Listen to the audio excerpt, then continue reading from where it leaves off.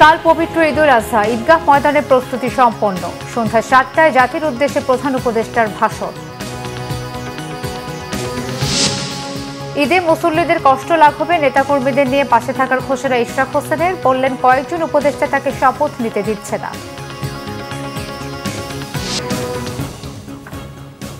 দেখছিলেন ground cement সংবাদ শিরোনাম।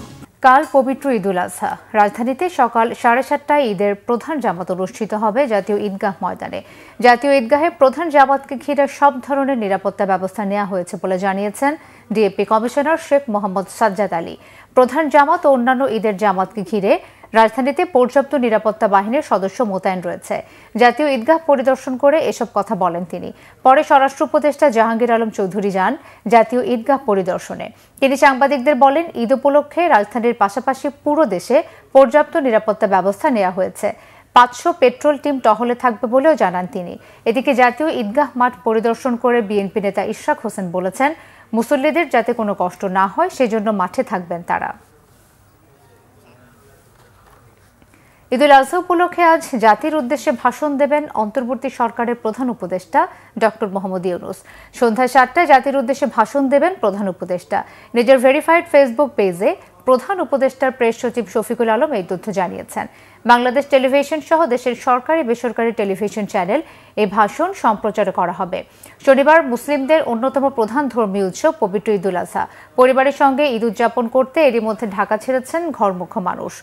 ঈদযাত্রা নির্বিঘ্ন ও নিরাপদ করতে নানান উদ্যোগ নিয়েছে সরকার। আইনশৃঙ্খলা রক্ষাকারী বাহিনীর সঙ্গে সারা দেশে টহল জোরদার করেছে সেনাবাহিনীও। দেশবাসী সহ সারা বিশ্বের মুসলমানদের ঈদ শুভেচ্ছা জানিয়েছেন তারেক রহমান। নিজের ভেরিফাইড ফেসবুক অ্যাকাউন্টে দেওয়া পোস্টে বিএনপির ভারপ্রাপ্ত চেয়ারম্যান এই শুভেচ্ছা জানিয়েছেন। পোস্টে তিনি লিখেছেন, ঈদুল আজহা সবার জীবনে বয়ে আনুক সুখ, শান্তি, সমৃদ্ধি, সমাজে সৃষ্টি হোক সম্প্রীতি ও সৌহার্দ্যের মেলবন্ধন। বিএনপির ভারপ্রাপ্ত চেয়ারম্যান আরও লিখেছেন, বিদ্যমান অর্থনৈতিক পরিস্থিতিতে সবার পক্ষে ঈদের আনন্দ যথাযথভাবে উপভোগ করা কঠিন হবে। ঈদুল আজহার মহিমা বর্ণনা করে তারেক রহমান তার পোস্টে লিখেছেন, ঈদুল আজহা ত্যাগের উৎসব। আল কোরআনে বলা হয়েছে, কুরবানির পশুর মাংস বা রক্ত কোনোটাই আল্লাহর কাছে পৌঁছায় না, পৌঁছায় বান্দার মনের পবিত্র ইচ্ছা। তারেক রহমান আরও লিখেছেন, দেশের জনগণ 1.5 দশক ধরে ফ্যাসিবাদের এক কঠিন সময় পার করেছে। গত 5 আগস্টে ফ্যাসিবাদী চক্রের পতনের পর দেশে কিছুটা স্বস্তির পরিবেশে এবার মানুষ ঈদুল আজহা উদযাপন করবে। ফ্যাসিবাদী আমলে তাবেদার অপশক্তির অবৈধ ক্ষমতা লোভের কারণে রাষ্ট্র ও সমাজের নীতি, নৈতিকতা, ধর্মীয় ও সামাজিক মূল্যবোধের চূড়ান্ত অবক্ষয় ঘটে। এখন সকলে মিলে বর্তমান পরিবর্তিত পরিস্থিতিতে শান্তি, সম্প্রীতি, উন্নত নৈতিকতা ও পাহাড় সম বৈষম্য দূরীভূত করতে জনগণের ইচ্ছার প্রতিফলন ঘটাতে হবে। কোনো প্রশাসক বা উপদেষ্টাকে ঢাকা সিটি কর্পোরেশনে বসতে দেওয়া হবে না, হুঁশিয়ারি বিএনপি নেতা ইশরাক হোসেনের। বলেছেন, কয়েকজন উপদেষ্টা পদত্যাগ না করলে সুষ্ঠু নির্বাচনও সম্ভব হবে না। রাজধানীর জাতীয় ঈদগাহ মাঠ পরিদর্শন করে এসব কথা বলেন ইশরাক হোসেন। নির্বাহী বিভাগের একটি পক্ষ, আমি এখন সরাসরি নাম না বললেও আপনারাও ভালো করে জানেন, একজন উপদেষ্টা এবং তার সাথে কতিপয় আরও কিছু উপদেষ্টা এবং আরও কিছু তারা অভ্যন্তরীণ ইনার ক্যাবিনেট রয়েছে, তারা মিলে যে কোনোভাবেই ইশরাক হোসেনকে বসতে দেওয়া যাবে না। হ্যাঁ, আমি বসতে পারতাম যদি আমি তাদের সাথে কোনো না কোনো একটা আলাপ আলোচনায় বসে কম্প্রোমাইজে যেতাম, যেটার সম্ভাবনাও আমার কাছে নিয়ে আসা হয়েছিল। স্পষ্ট বলে দিয়েছি, এই ধরনের শপথ আমার বাসার সামনে এসে নিচে দাঁড়ায় থাকলেও আমি পড়ব না। আমি দেশ, জনগণ, আমার দলের সাথে আমি বেইমানি করব না। অতএব যেটা নিয়ম সেটা আইনিভাবে প্রতিষ্ঠিত হয়েছে, সেটাকে দিতে তাদের অসুবিধাটা কোথায়? এমন তো হতে পারতো আমি ওখানে নিয়ে 1 ঘন্টার পরে আমি নিজেই ছেড়ে দিতাম, হতে পারতো। আমরা তো 3 জন উপদেষ্টা ক্যাটাগরিক্যালি, খলিলুর রহমান, আসিফ মাহমুদ, সজীব ভুঁইয়া এবং মাহফুজ আলম, লিখিতভাবে দিয়ে আসা হয়েছে মাননীয় প্রধান উপদেষ্টা বরাবর যে তাদেরকে অপসারণ করতে হবে, তাদেরকে পদত্যাগ করতে হবে। অতএব তারা থাকা অবস্থায় কি নির্বাচনে বিএনপি যাবে কি না সেটাও তো আপনাদের বিবেচনায় নিতে হবে, কারণ আমরা তো পদত্যাগ জানিয়েছি। আর যার পদত্যাগ জানি না, আমি মনে করি যে বিএনপি নির্বাচনের জন্য আন্দোলন করছে, বিএনপি অবশ্যই নির্বাচনে যাবে, তারা পদে থাকতে পারবে না। চট্টগ্রামে কোরবানিতে জনপ্রিয় হয়ে উঠছে আরব বা মরু অঞ্চলের জনপ্রিয় প্রাণী দুম্বা। 150 কেজিরও বেশি ওজনের এক একটি দুম্বা বিক্রি হচ্ছে 1.5 লাখ টাকারও বেশি দামে। তরুণ উদ্যোক্তাদের এমন উদ্যোগে সমৃদ্ধ হচ্ছে দেশের গৃহপালিত পশুর খাত। চট্টগ্রাম থেকে নাসির উদ্দিনের রিপোর্ট। কোরবানির পশু হিসেবে আরব দেশ বা মধ্যপ্রাচ্যে বেশ জনপ্রিয় দুম্বা। তা দেখে চট্টগ্রামের সীতাকুণ্ডের সলিমপুরে 2020 সালে ইউনিক গোট ফার্ম নামে সৌদি আরবের দুম্বার খামার গড়ে তোলেন তরুণ উদ্যোক্তা আদনান চৌধুরী।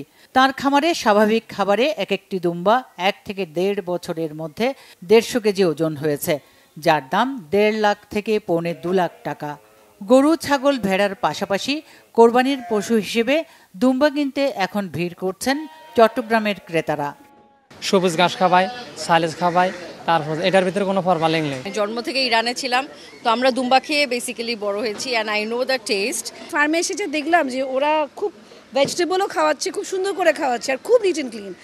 আমার খুবই পছন্দ হয়েছে। সময় তো অ্যাজ ইউজুয়াল গরু, ছাগল এটা দিয়েই তো করা হয়, তো দুম্বা এটা ডিফারেন্ট জিনিস, এটা খুব ভালো লাগলো। 10টি দুম্বা নিয়ে খামারের যাত্রা শুরু, তা থেকেই হয়েছে 150-র বেশি। আরবের আওয়াজি দুম্বার পাশাপাশি হার্লি কুইন, পার্সিয়ান ও টার্কি, এই 3 জাতের দুম্বা আছে খামারে। আমার মোটামুটি টার্কি দুম্বার মধ্যে আমি বিক্রি করেছি 8টা, ঠিক আছে। আমার পার্সিয়ান দুম্বার মধ্যে সেল হয়েছে 5টা, ঠিক আছে। আর আওয়াজি দুম্বার মধ্যে হচ্ছে 2টা। স্পেশালি সৌদি আরবের দুম্বা, এইটার মানে বর্ন বটপ সবগুলো সৌদি আরবেই, বাইরে খুব একটা বেশি পাওয়া যায় না। চট্টগ্রামে এটিই প্রথম দুম্বার খাবার জানিয়ে প্রাণী সম্পদ কর্মকর্তারা বললেন, স্বাস্থ্যসম্মত খাবার খাওয়ানোর কারণে কোনো ধরনের সন্দেহ ছাড়াই লোকজন দুম্বা কোরবানি দিতে পারবেন ও মাংস খেতে পারবেন।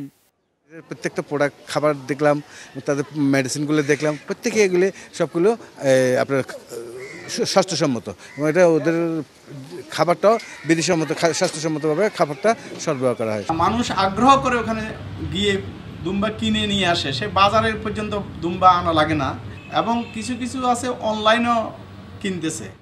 আরব দেশ বা মধ্যপ্রাচ্যের মতো এদেশেও ধীরে ধীরে বেশ জনপ্রিয় হয়ে উঠছে দুম্বা কোরবানি। Bangla vision news desk. এই ছিল এখনকার মতো। পরের সংবাদ সন্ধ্যে 6টায়, এর আগে বিকেল 5টায় রয়েছে নিউজ টপ 10 দেখার আমন্ত্রণ রইল।